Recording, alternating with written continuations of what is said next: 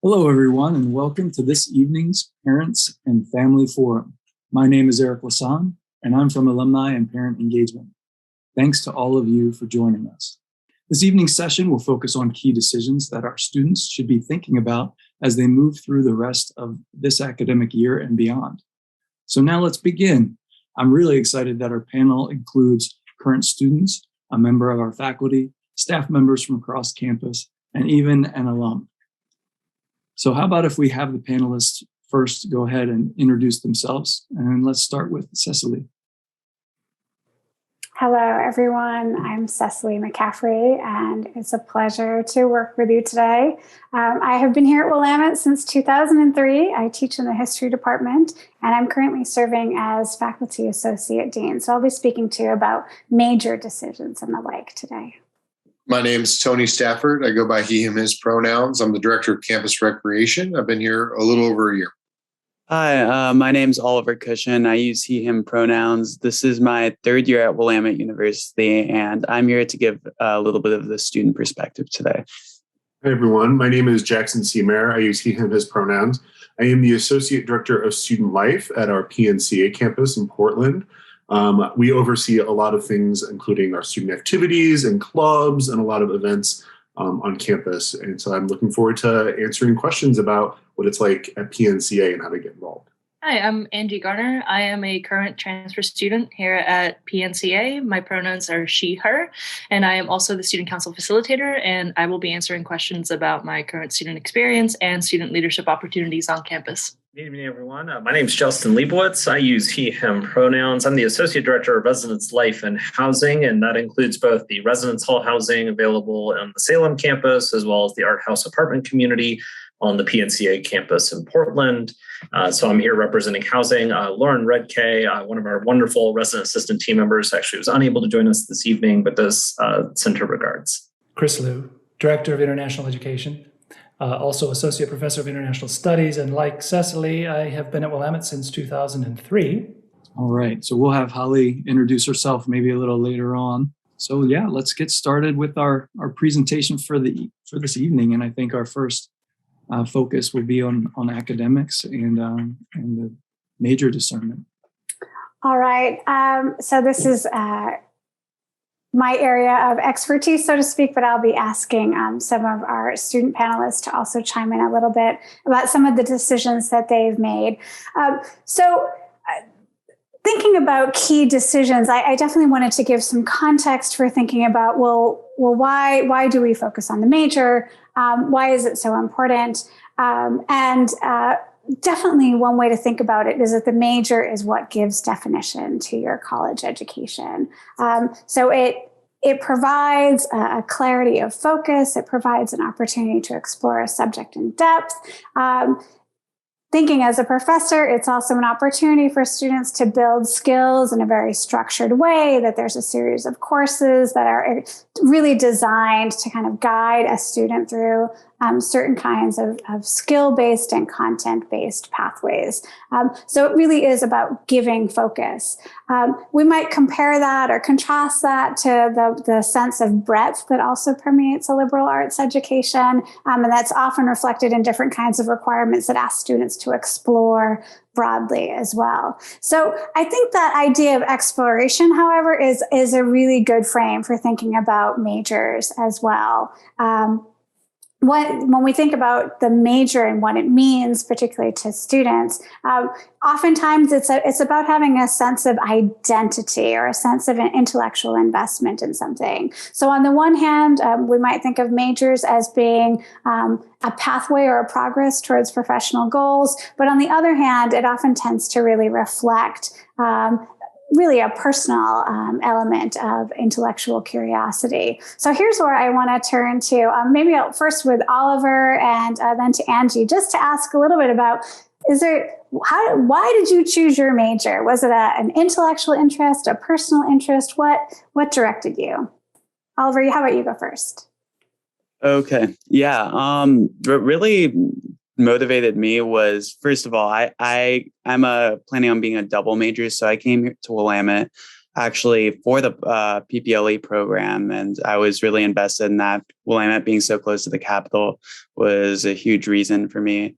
And what I ended up doing was I was like, okay, I have some room on my schedule. I could fit another major in here. So I just kind of started taking classes that looked interesting. And it's over time, I realized that I also had an interest in communications. So now my plan is to double major in politics and communications, which go really well together. Excellent. And I love that emphasis on both something you discovered and you discovered a passion, but also this idea of it made sense to bring these two kinds of fields together. Angie, how about you? What would you say about your major, and is it a reflection of you in any way? Well, I would definitely say that my process generally, especially when it comes to creating work, is really experimental. And I knew that pursuing illustration would allow me the room to experiment. There are a million ways to tell a story and a million ways in which to depict a story effectively. And I also knew that I wanted to minor in creative writing, and pursuing illustration and creative writing together, I can create visual pieces that bolster my written work and create written work that bolster my visual pieces. And so I found that for me, at least, making the decision kind of fell naturally into my general work process. And I think that because of the variety of majors that are offered at PNCA, most students tend to find that the way that they work, especially if you're having new year students come in and do the foundation year, they will settle into a work pattern that will help them pick their major later on. Excellent. And I really appreciate what you're saying, Angie, about the sort of idea of, in some ways, picking a major is almost an organic development of the coursework you've done before. But I also really appreciate what you're saying about connecting it to professional goals too, right? Illustration and creative writing, it's like chocolate and peanut butter, right? Like, what a great combination.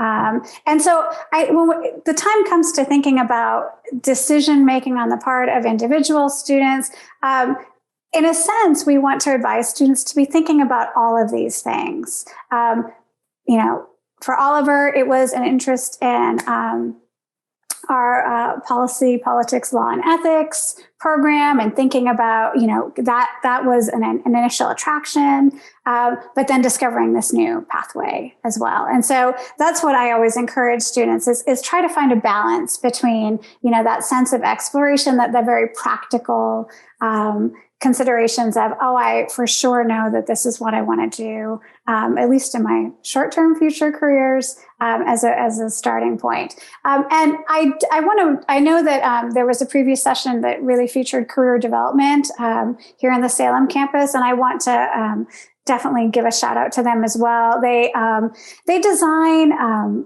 guidance relating to what they call career communities. And what I really like about this is that they demonstrate that there's multiple pathways to explore certain kinds of careers. So there's not just one path. There are multiple paths. And if I had an hour of your time, I would probably try to make an argument that you could major in absolutely anything and do whatever you wanted to do, because that's my personal perspective, but I won't do that today. But just instead say that career development can be a really wonderful resource for students who might have a sense, but are still looking for a little bit of guidance and a little bit of structure in that decision.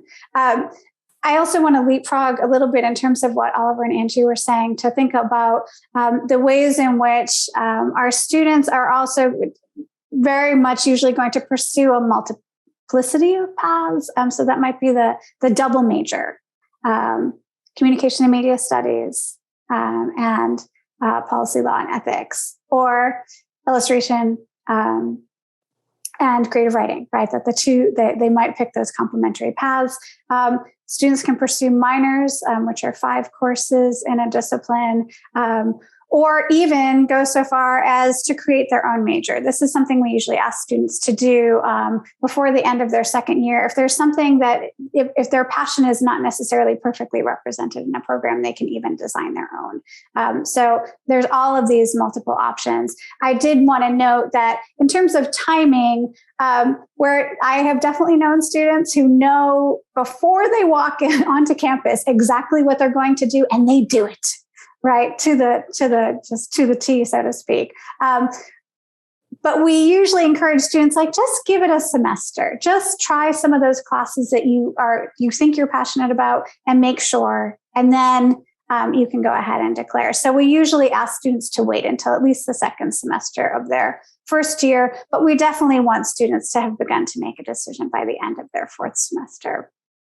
I'd also like to speak a little bit just about complementary paths that are available to students. And oftentimes this is pursuing activities that are still in the academic realm, but are taking place and perhaps sort of not inside of a classroom, such as pursuing internships, pursuing summer research opportunities. And there are also a number of grant opportunities that are available to students where basically they can design a project and then put in an application and sort of compete to win grant money to fund their project. Sometimes things are set, and when it comes to summer activities, sometimes there's an opposition between, like, well, it might be better for me to get a job or to do some sort of employment just so I can begin to save for the coming year. But there are actually funding sources available for certain kinds of summer research programs on campus. There is money that can be applied for via career development to support internships. So you can do work that would theoretically be unpaid, but there are funds available to support a student financially while they're doing an internship. So there are ways for students to explore other intellectual opportunities or academic opportunities that are likely going to complement the work that they're doing. So to cite a really obvious example, Oliver, have you done an internship at the state capitol yet? I have not actually done an internship at the Capitol itself, but I am currently working at the Oregon Department of Education in an internship there. So the PPLE program they offer, and 1 semester they'll do, or 1 year they'll do a government internship, and the next they'll do a legislative internship. So you kind of can do whichever you want, count for class credit too. So it's a great experience, really. Excellent. Thanks so much for sharing that. I've put on the slide a couple of tips. The first is we all get barraged with email, right? I don't need to tell you that. And the same is very true of students.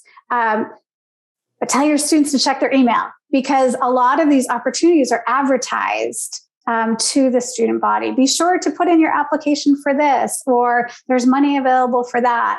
So if you're attuned to these things, the notice will basically come to you. But 2 offices that a student could go to on their own would be career development again, and also there's an office called Student Grants and Awards.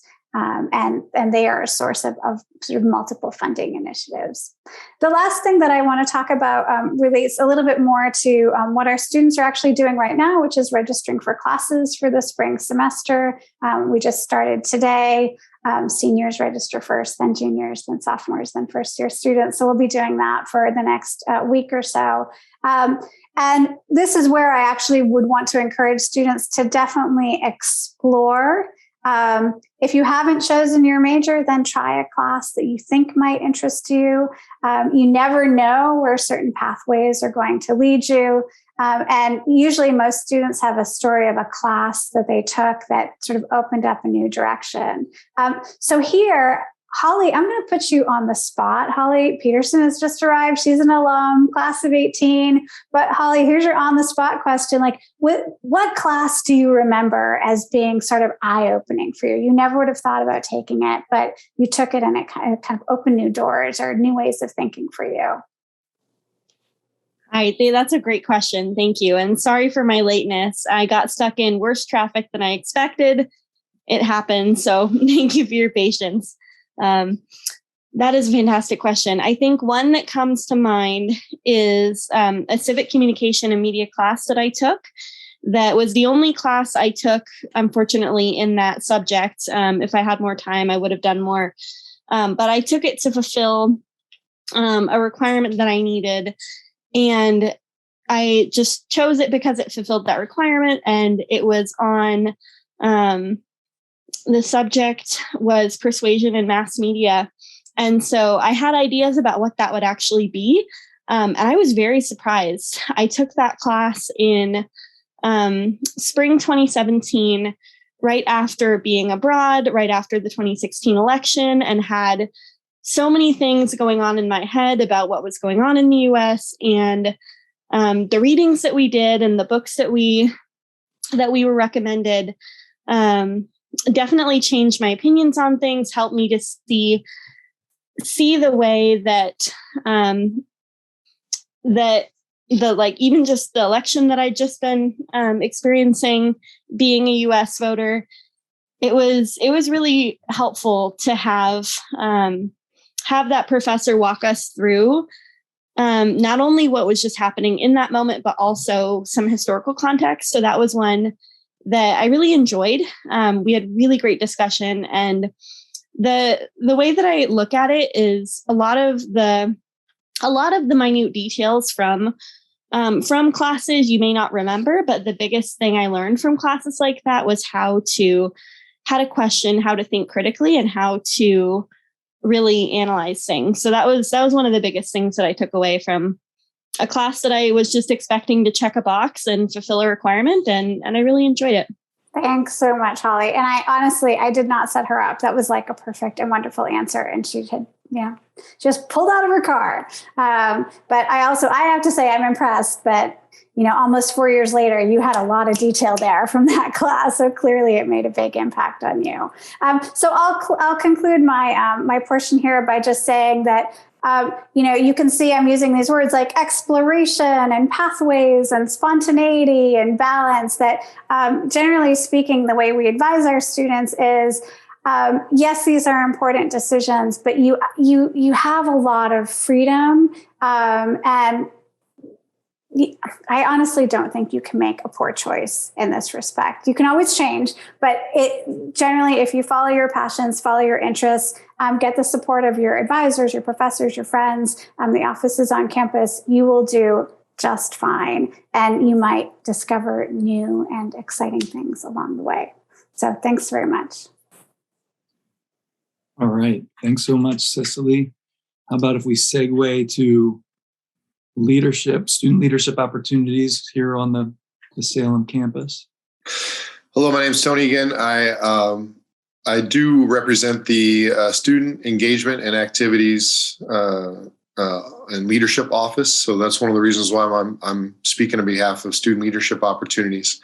One of the big things I want to just talk about and touch on is that annually we offer a university-wide undergraduate application process for a lot of student leadership positions for the fall.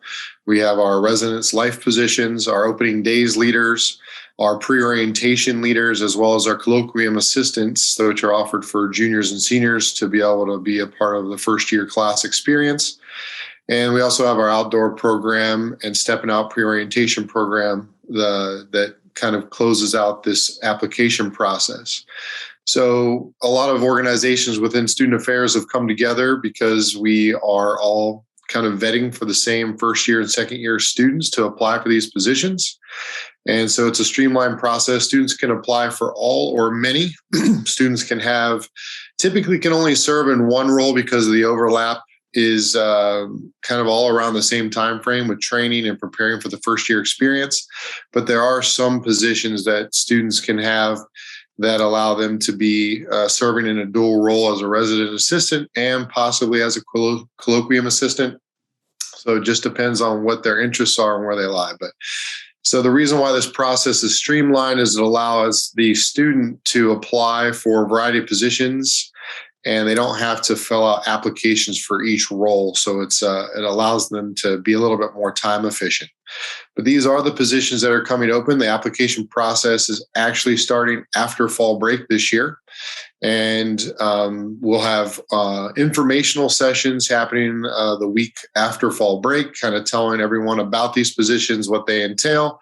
The application process will be open until the first week in February. After that, we hope to have students hired and in their positions within like the first week of March. And students might be offered a variety of opportunities, and they'll have to decide and narrow down which opportunities that they would like based on their values and their beliefs and what they want to be a part of. And all of them have different leadership experiences engaged with those, so they're all fantastic opportunities. Other areas where students can get engaged throughout their career is different club leadership and student organizations. In the fall, and I think also in the spring, we offer like club fairs to let people find opportunities of interest and hobbies that they would like to engage in. We also have fraternity and sorority life, which is an opportunity. We have Handshake as our online job application portal where different departments on campus will offer different employment opportunities, which students can gain leadership opportunities there. The university has a variety of committees, different things that are going on that need kind of different things problem solved. And we love to engage students in those committees. So I added here, ask your advisors, professors, and employers. So working with your student, if they're looking to get engaged, they can definitely ask their advisors, professors, employers to see what kind of other opportunities exist within those opportunities. And then we have our WOO Lead, which is a leadership exploration and development program that we are implementing this year. It's an opportunity for students to kind of just enhance their leadership skill development. And we're using a model, leadership development through the social change model, which is geared toward university students. And so there's a variety of aspects for students to get involved. The Student Engagement and Activities Office is located on the second floor of the UC. So we have a variety of professional staff here that can support students that are looking to get involved and would like to find different outlets or opportunities.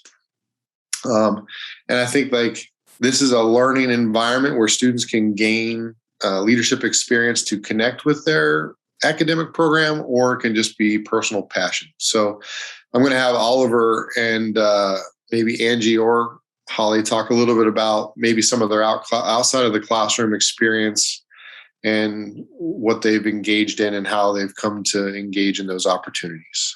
I'll start with Angie. Would you like to go ahead? Sure. So I can't speak too much for the Salem campus experience because I am on the Portland campus at PNCA, but I immediately was very interested in taking part in some of the student leadership positions that we had open at Student Council. I have always really enjoyed being a part of planning events for students because I think that creating a sense of community and a sense of involvement outside of classes is really helpful for students. And I found the process really rewarding so far. It started with just going to one of the meetings on Mondays. We have a student council meeting every Monday and running for a position when the time came. We still hold elections for any positions that are open.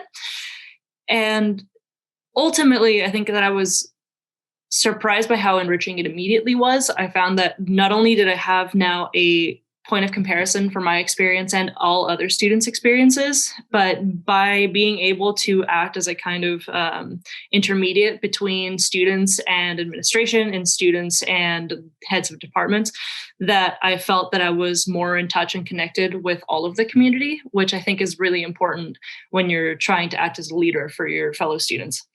So far, it's been a really, really rewarding endeavor, and I hope to only get better from here. I hope to do some really great things next semester. So thank you. Thanks for sharing your experience. Oliver, do you have anything to add about your leadership outside of the classroom? I'd say, especially for Willamette students, something that is really common is a lot of Willamette students like to take on a lot of different responsibilities and a lot of different positions. So I think that's what the first few years of college is for. Like my first and second year, I tried a lot of different things, everything from athletics to committees to Greek life and even student senate. And I kind of, in this last year, I found my niche with campus rec, and it's been a great experience. But definitely with like working within having multiple leadership positions, it's really crucial to be good with time management and organizing. Using resources like Google Calendar always really helps. And in the end, like working multiple of these positions can be really valuable and give you lots of insight. Thank you for sharing. One thing I wanted to mention also with the Common Student Leader application process, PNCA probably will have some positions involved in this process as well. Maybe Jackson can maybe touch upon that when he's talking about his next slide. So if you have any questions or concerns, please definitely bring students up to us to the second floor of the UC, and we can definitely help them get involved. All right, thanks so much. Yes, as Tony shared, how about if we segue to the Portland campus leadership opportunities up at PNCA are a little different, work a little different, and Jackson's here to share that with us. Yeah, absolutely. Angie actually touched about this a little bit when she was talking, but we do have a variety of different ways for students to get involved in different leadership opportunities for them on the PNCA campus. The biggest and most obvious one for our students is Student Council, which is our student governing body.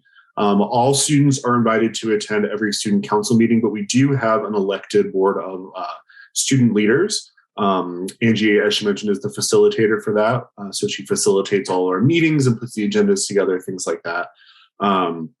We also have student clubs on campus. So students are able to get involved and hold leadership positions with the various clubs that are on campus. We also try to make it very easy for students to start a new club so that they can always have their interests or hobbies represented. We have positions called the orientation ambassadors, which are very similar to the opening days leaders on the Salem campus. There are students who assist with the new student orientation process. And we also have other work opportunities across our campus in various offices and departments. Our process for applying, Angie spoke a little bit about how it was running for a position on student council, but really it's just as simple as, knowing which positions are open, and we make that information public for our students. And then just coming to a meeting to express your interest in running for one of the open leadership positions. As Tony was mentioning, we will have our orientation ambassador application on that common application. So that will be added for this upcoming year. We also direct our students to Handshake to check out the various employment opportunities in our departments across campus, and also to check in with either their advisors or office department heads, such as myself, or in admissions, or any of our other more staff-focused departments on campus. Angie, is there anything else you would add? Not really, only that I found that typically every time that we have a student council meeting, we bring up really important topics about the general student well-being. And I find that every student has had a chance to express their concerns and also the things that are going well for them this semester. And I just find that as a space, it's really encouraging to be able to have this ongoing discussion with the student body. And I really encourage students to take advantage of the fact that our student council meets every week and make sure that they bring their concerns up with student council, because I find that is the best way to kind of get everybody moving and galvanized and enact change where it needs to be enacted. I think that it's such an incredible opportunity to be working for student council. I think that's a fantastic insight. Thanks so much for sharing that. I think in so many of these cases, really leaning into your student experience and finding those opportunities to have a voice in what's going on campus, and like you said, to get the perspective of your peers and then decide together kind of the direction that you all want to go. I think that's awesome. Well, another really important leadership opportunity is being a resident assistant. So I'll segue to Justin here, and we can talk about the RA process, but then also a little bit about choosing to live on campus and how that whole process goes as well. Thanks, Eric. Hi again, everyone. My name's Justin, and talking just a little bit about the resident advisor role. So Tony did a great job explaining the common application process and noted the RA position is included in that process. So when students are looking at all those great opportunities, they can also apply for an RA role. A couple of details just about the application itself for all of those positions. It will open December 6th of 2021, and the deadline for application is scheduled for February 7th, 2022. And then we expect in our positions, and I think most of the positions, to have decisions out to students by March. I think on the earlier side of March, I want to say. And this was going to be the great moment where Lauren, our third year RA, was going to talk about all the great things that they've enjoyed about being an RA. And so I will have to do a hopefully satisfactory role speaking on Lauren's behalf. I do have experience some years ago of being an RA, so I do have fond memories of it. I think what a lot of RAs would talk about is they've really enjoyed the opportunity both to be more engaged in their community, to build new relationships that maybe they wouldn't have had otherwise. I've heard a lot of students talk about a lot of different opportunities to develop new skills or sharpen skills that they already felt really good about, really get a chance to expand in a variety of ways. And one of the great things to talk to RAs about is after they've graduated and moved on to careers across a variety of things is the number of them who report back and say, you remember these things that we were doing a couple, 3, 4, 5 years ago, and I'm not doing the same thing anymore. But gosh, I'm still using some of the skills that I built in that experience. And that's always really heartwarming for us to hear. So we think it's a great role for our students. One of the things that certainly a lot of folks have talked about is the opportunity to have, housing provided as part of the role in Salem and reduced as part of the role in Portland is always really a huge benefit for them as well. But for most folks, what they'll say is the housing benefit usually is not a great reason to do it in and of itself because it is a lot of work. So we find that the folks who are already excited to do the work end up really enjoying the experience. And so it's a great opportunity for us every year to welcome new team members into the community.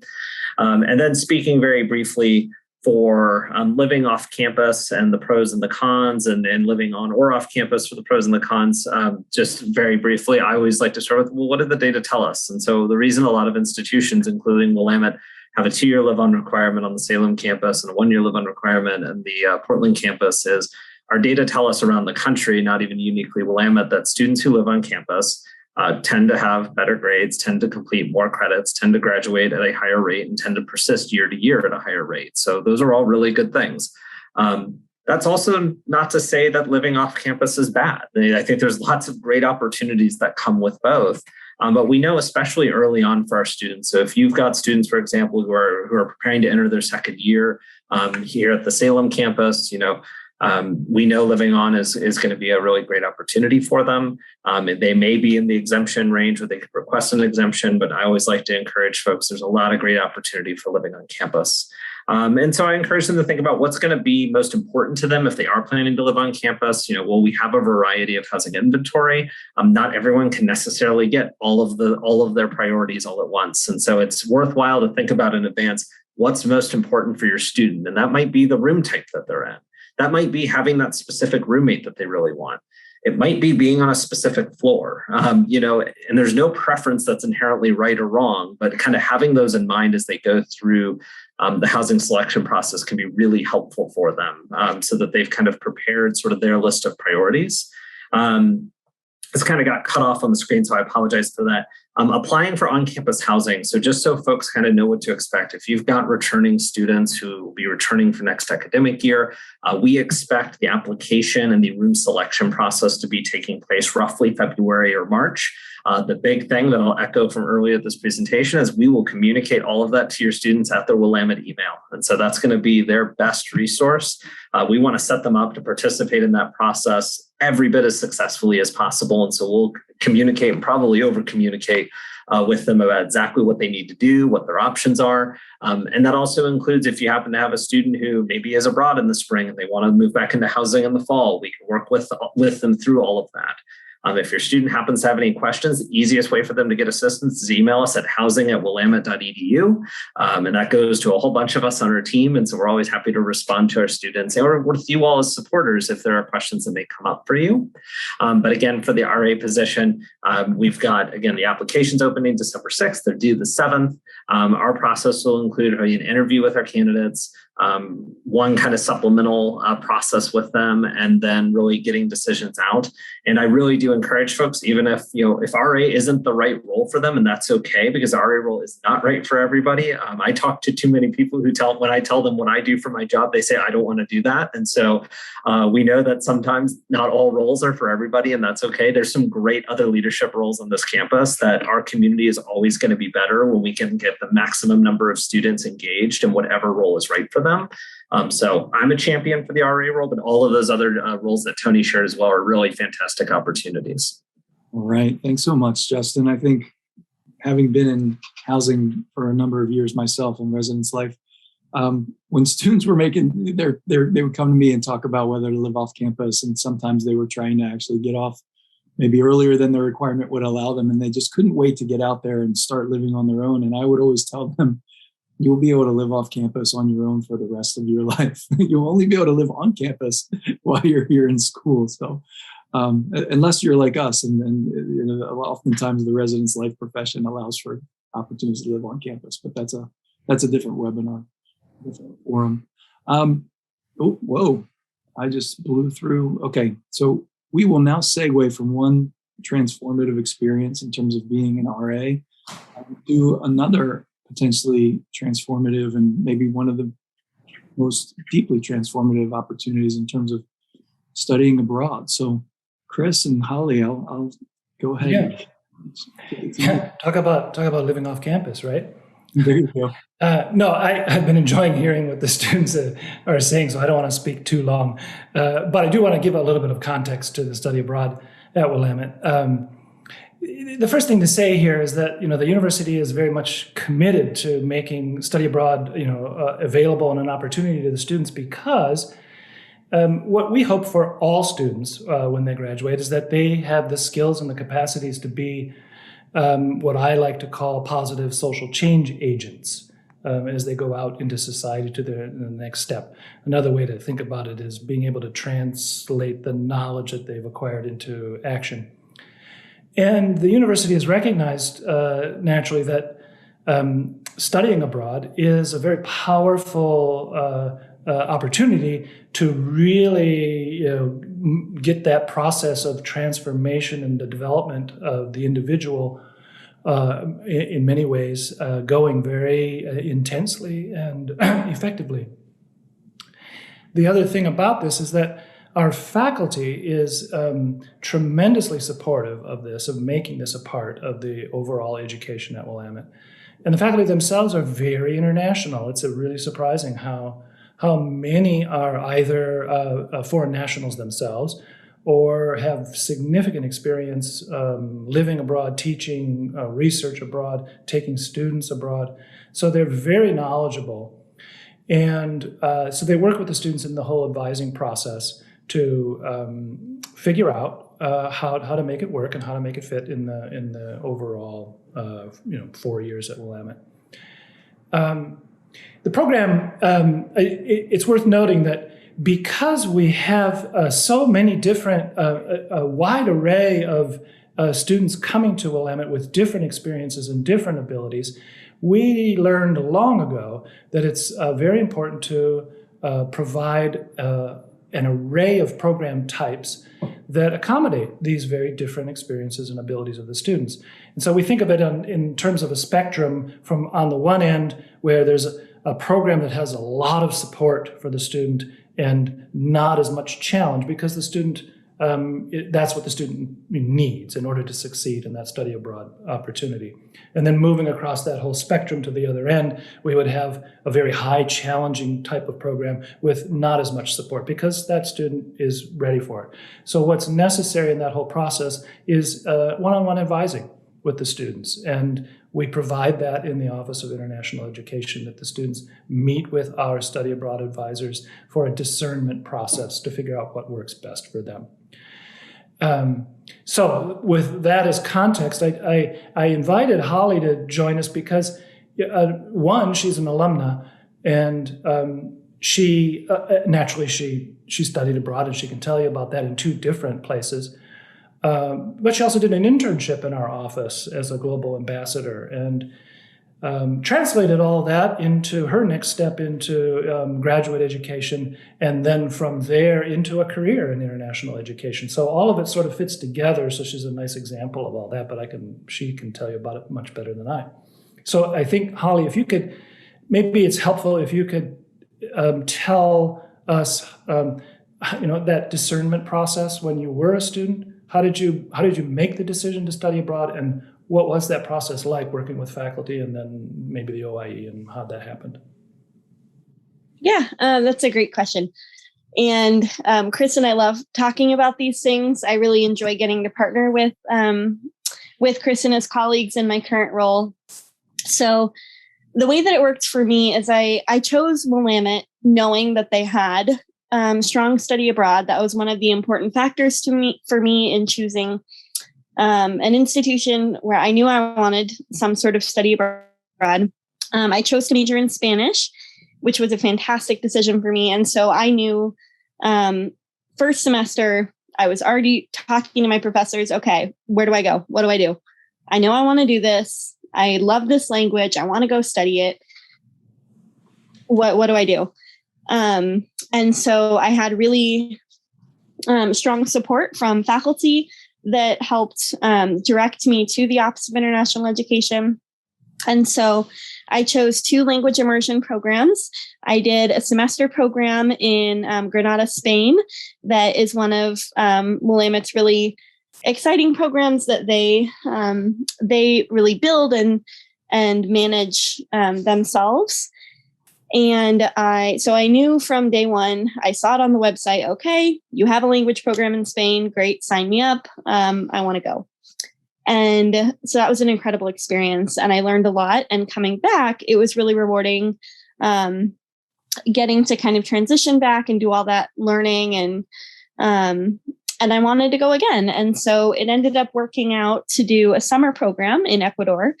And so the big decision-making process for me was I already knew I wanted to study abroad, but once that decision was made, then trying to figure it out with my academic trajectory, there was a lot of, especially with doing a second program, I did that program as a senior. And so it took a lot of special considerations, talking with a lot of different advisors and staff people to make sure it was feasible.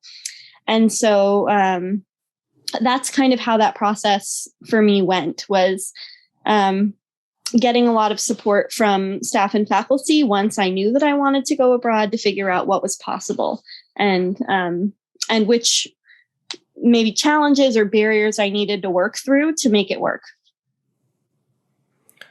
Great, thank you. And I would add that some students like Holly had a very good idea of what they wanted to do, what they wanted to study, where they wanted to study abroad. Many students aren't so sure, and so our study abroad advisors very much, they help the students figure out, okay, what's going to work best with my academic program, what's going to work best with my abilities and my experiences, and where's my best fit on that spectrum of challenge and support.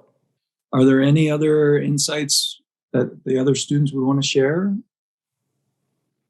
I can say personally, I've gotten a chance to lead some study abroad programs, and watching students participate in those and unfold in those contexts is just incredible.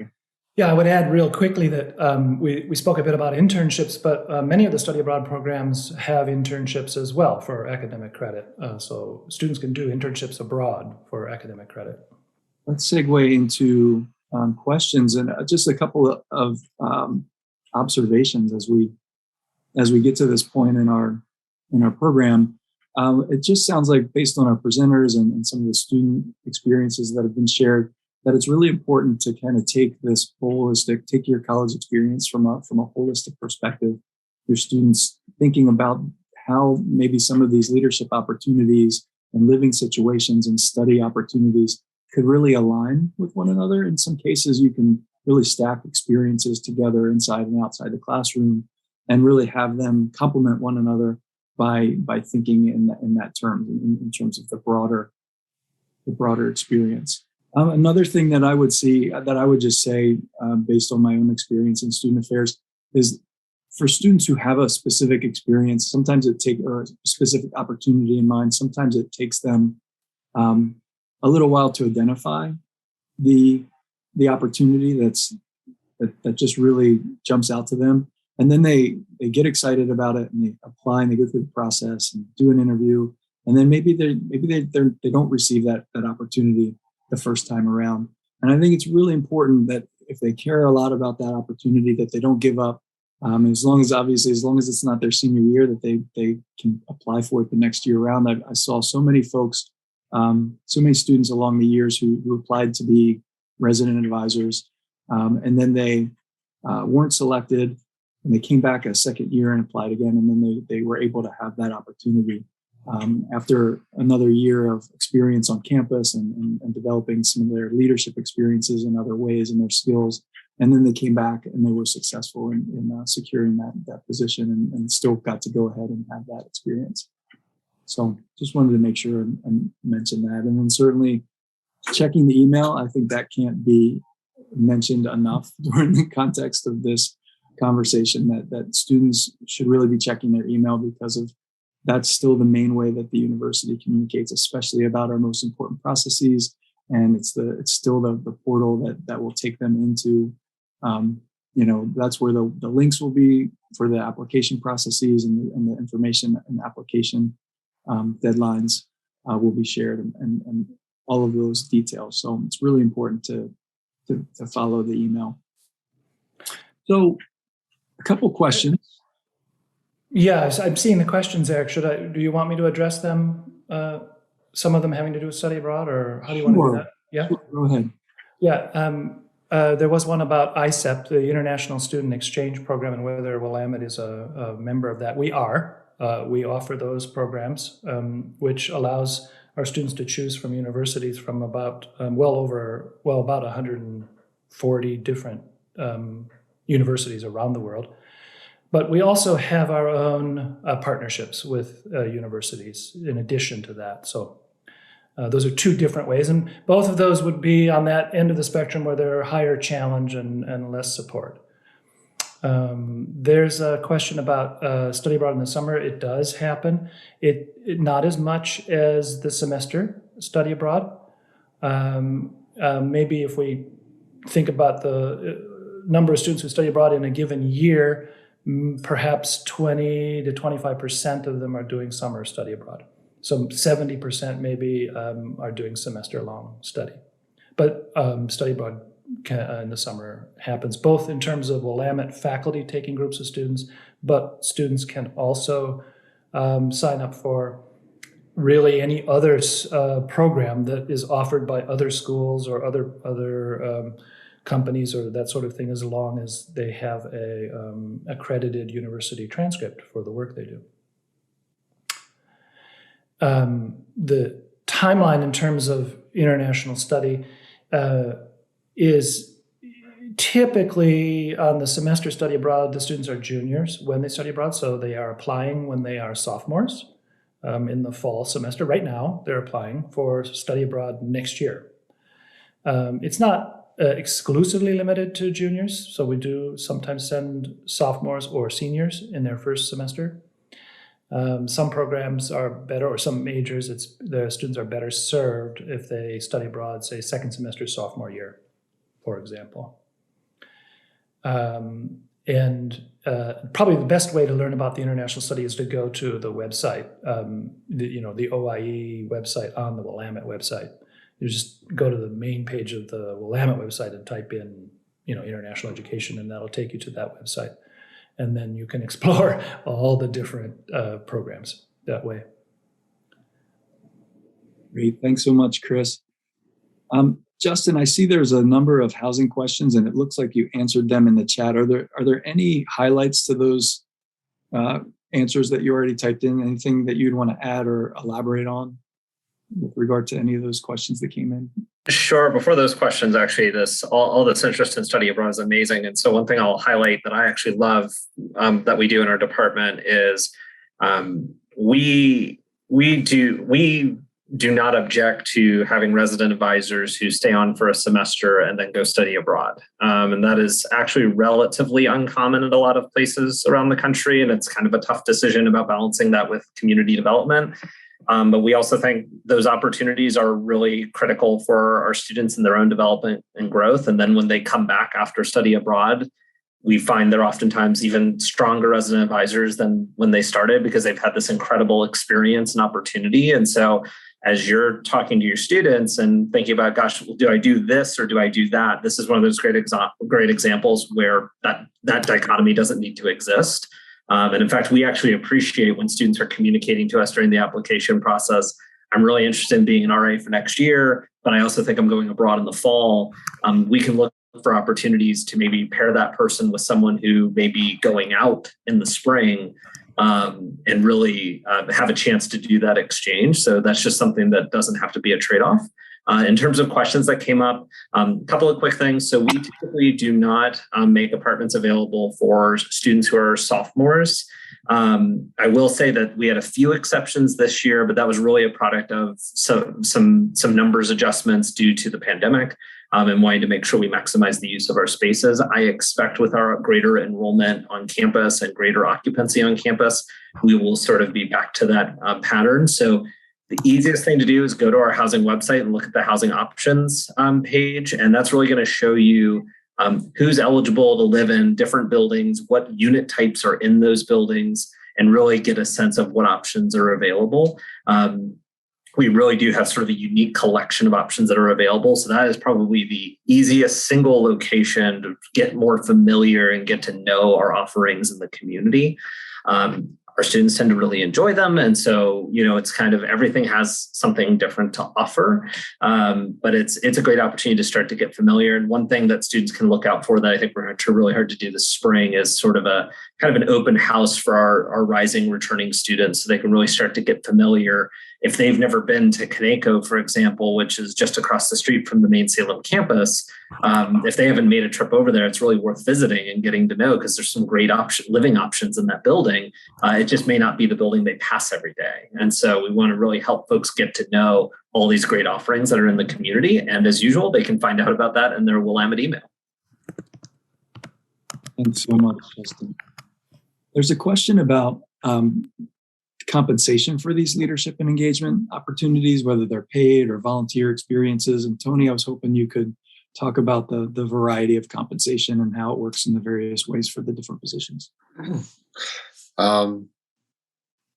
So I'll address it for at least the main campus. I'm not sure what PNCA does specifically and how it kind of works on their campus, but for the most part, I think it's like there are volunteer roles for clubs and organizations where students are just have a hobby or a passion and they want to be involved. They want to engage with students, and it's really kind of student run. There are limited paid opportunities in those kind of formats. Most of the paid opportunities on campus are kind of university departments that are being tasked with creating robust opportunities to support the student learning experience on campus. And so typically those student leadership positions are paid, and that's to support delivering the university's mission, vision, and values to give back to the liberal arts kind of learning opportunities on campus. And so for the most part, those positions are paid. So students just need to take the time to assess if they need finances and what they want to get involved in. There are paid opportunities to do that. Or if it's something they just have really a passion about and there's a club or organization they want to get involved in, then there are those opportunities just to keep continuing to explore those avenues as well. A lot of students, I would say, balance both. They do some volunteer, and they also find positions on campus that are paid to help them support their financial needs as well. All right, thanks so much. And Jackson, I think you answered directly in the Q&A. I think you typed in an answer, but is there anything you'd add to your answer? Yeah, feel free to check out that answer that I typed there, but just really quickly, most of our leadership positions will be paid either, through employment with an hourly time card paycheck, just like you would expect for any job, or some of our other leadership positions like the orientation ambassadors or student council leaders receive leadership award stipends. Things at the club level are generally not paid. Those are more just completely student run. So if you are the president of like painting and drawing club, for example, you're not getting paid for that. But the other leadership positions through various offices and departments generally do have some kind of payment. Excellent. Thanks so much.